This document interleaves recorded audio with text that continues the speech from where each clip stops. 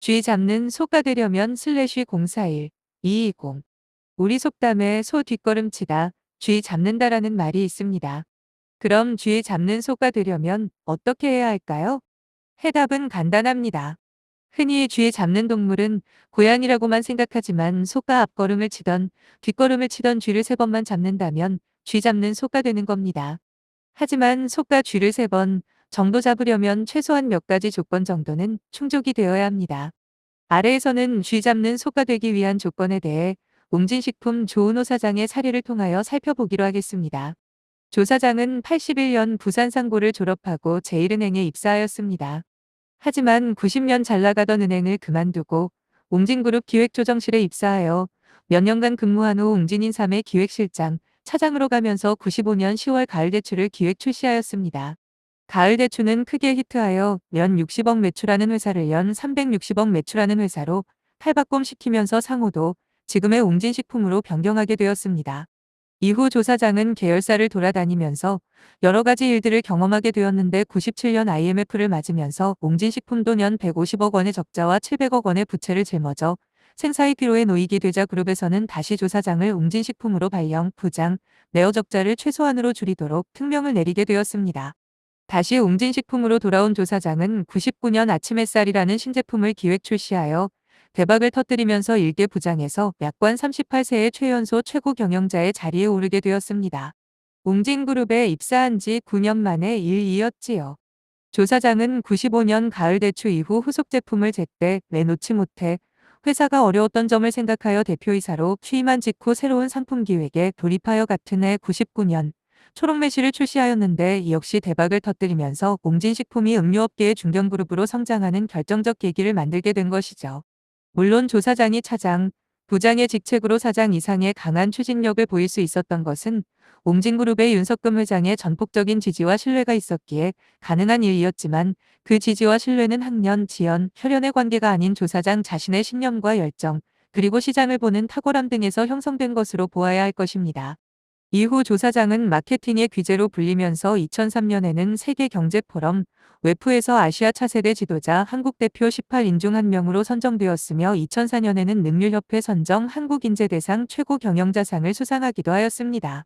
다소 결과론적으로 요약기술하였습니다만 하나의 제품이 성공하기까지는 제품 자체에 대한 발상뿐만 아니라 회사가 처해 있는 재무환경, 판매 기반을 이루고 있는 유통환경 및 인프라, 회사 내 인적 인프라 및 인간관계 등 어느 하나 일체가 되지 않으면 쉽지 않았을 것입니다. 물론 모든 환경이 갖추어지면 좋겠지만 사실 그러한 환경은 현실 경영 환경에서는 거의 없다고 보는 것이 타당할 것입니다. 다만 그러한 어려움이 닥쳤을 때 포기하지 않고 절망하지 않고 끝까지 생존하면서 이를 어떻게 극복하고 풀어갈 것인가가 더욱 중요한 것이 아닌가 생각합니다. 저는 조은호 사장의 사례를 보면서 쥐 잡는 소가 되기 위한 조건을 정리해 보았습니다. 첫째, 고정관념을 벗어난 역발상을 할 수 있어야 합니다. 흔히 음료는 성수기가 다가오는 여름을 겨냥하여 봄에 출시하는 것이 일반적인 상식이었으나 이를 과감히 뒤집은 사람이 조은호 사장이었습니다. 가을 대추는 95년 10월 4일, 아침 햇살은 99년 1월 18일, 초록매실은 99년 12월 1일에 출시되었는데 대히트한 제품 모두가 비수기인 겨울에 출시한 것입니다. 물론 봄에 출시한 제품 중 성공한 제품도 많고 또한 겨울에 출시하여 실패한 제품도 많습니다. 따라서 자기 회사의 처지나 환경, 경쟁 제품의 출시 상황 등 제반 사항을 고려하여 결정하여야 하겠습니다만 조 사장은 웅진인삼이나 웅진식품의 재무사정이 대기업과 같이 막대한 광고비를 지출할 수 없는 여건일 뿐만 아니라 경쟁적으로 봄에 출시되는 제품의 틈바구니에서 자신의 제품을 알리기에는 역부족임을 간파하고 차라리 남들이 아무도 시도하지 않는 겨울에 출시하여 제품이 알리는 것이 더 효과적이라 판단하고 실행한 것이 주요하였던 것입니다. 물론 내부적으로 대부분의 의견이 반대였지만 비수기인 겨울에 제품을 출시하겠다는 발상은 고정관념에 사로잡힌 사람에게는 감히 생각할 수 없을 뿐만 아니라 되는 이유보다는 안 되는 이유를 찾기에 여념이 없었을 것입니다. 둘째, 아무리 어려운 환경이라 할지라도 자신이 맡은 일이나 환경에 긍정적 사고를 가지고 충실하여야 합니다. 바로 당신은 그때 그 분야의 최고의 전문가가 되는 것입니다. 우리는 통상 한 분야에서 오랫동안 몸담고 지식과 경험이 풍부한 사람을 전문가라고 부르지요. 또한 성공하려면 한 우물을 파라고도 합니다. 또한 사회가 다양화되고 세분화되면서 각 분야에 정통한 수많은 전문직이 새로 태어나고 있습니다. 하지만 저는 현재 맡고 있는 일에 최선을 다하고 충실하게 일하고 있는 사람 모두가 전문가라고 말씀드리고 싶습니다. 그 대표적인 사람이 조은호 사장입니다. 은행원에서 그룹 기획조정실에 있다가 옹진인삼으로 가서 마케팅은 해본 경험은 없지만 최선을 다해 신제품을 기획하여 출시했고 성공을 하였습니다. 가을 대추가 성공하자 소 뒷걸음치다 쥐잡은 행운아 정도로 사람들은 치부하였습니다. 그러나 아침 햇살, 초록 매실이 연이어 대히트하자 사람들은 그를 마케팅의 귀재라고 부르기 시작하였습니다. 그가 기획하고 출시한 신제품 새 아이템 모두가 대박 행진을 거듭하였으니 마케팅을 오랫동안 전공한 전문가들도 인정하지 않을 수가 없게 된 것입니다. 앞으로 해당 분야의 전문가라고 자칭하시는 분들은 조심하셔야 할 것 같습니다. 도처에 쥐 잡는 소가 한두 마리가 아닙니다. 전문가에 대한 저의 견해를 좀 더 말씀드리겠습니다. 우선 한 우물을 파라는 속담에 대해 말씀드리면 그 본래의 뜻이야 무슨 일이건 꾸준히 근성을 갖고 정진하면 좋은 결과가 나오고 전문가 또는 큰 인물이 될 수 있다는 의미를 내포하고 있지만 한편으론 개인에게 다양성이 들어설 자리를 인정하지 않고 진정 자신의 하고 싶은 일이 무엇인지를 잊게 하기도 합니다. 우물을 파는 목적이 물을 얻기 위해서인데 물은 수맥을 따라 흐르기 때문에 어떤 곳에서는 툭 건드리기만 하여도 물이 나오지만 어떤 곳에서는 머리카락이 팥불이 되도록 파도 물을 얻기가 힘들 것입니다. 물이 나오지 않을 때는 다른 우물을 파야 하듯 한 가지 일만 하는 것도 좋지만 다른 일을 해보는 것도 괜찮습니다.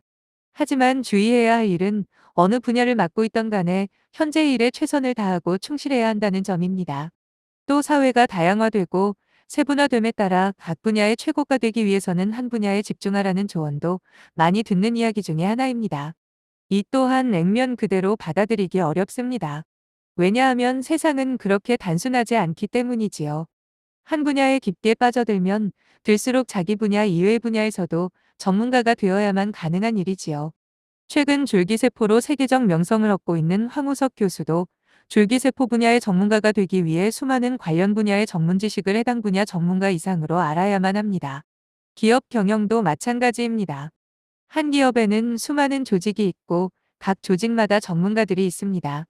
하지만 그들의 성과가 결과로 나타나기 위해서는 이들 조직들이 잘 돌아갈 수 있게 유기적인 시스템을 구축하여야 할 뿐만 아니라 인재 적재적소의 배치라던가 그들의 동기부여를 위한 갖가지 제도 등이 갖추어져야만 합니다. 그래서 경영은 예술이라고도 하지요. 그 반대로 아무리 경영을 잘하는 전문가가 있다 하더라도 각 분야에 있는 전문가들이 제 몫을 해주지 못한다면 경영 전문가도 자신의 역량을 인정받기 힘들 것입니다. 따라서 모든 일을 맡고 있는 각자는 아무리 일이 하자는 것이라 하더라도 모두 전문가로서의 역할과 자부심을 가지고 충실하여야 한다는 것입니다. 셋째, 자신의 판단에 대한 강한 확신과 도전 정신이 필요합니다. 일을 하다 보면 수많은 사람들로부터 이런저런 이야기와 충고 또는 조언을 듣게 됩니다. 하지만 진정으로 자신보다 더 고민하는 사람은 세상 어디에도 없습니다. 더구나 자신의 생사가 걸려있는 일에 대해서는 더욱 그러합니다. 물론 자신보다 먼저 경험하고 지식이 풍부한 사람들의 이야기를 귀담아 들을 필요가 있지만 일이라는 것이 지식과 경험 또는 합리적인 이론보다는 때로는 비록 비논리적이고 무리하게 보일지라도 강한 확신과 열정이 성공으로 이끄는 경우도 많다는 사실입니다.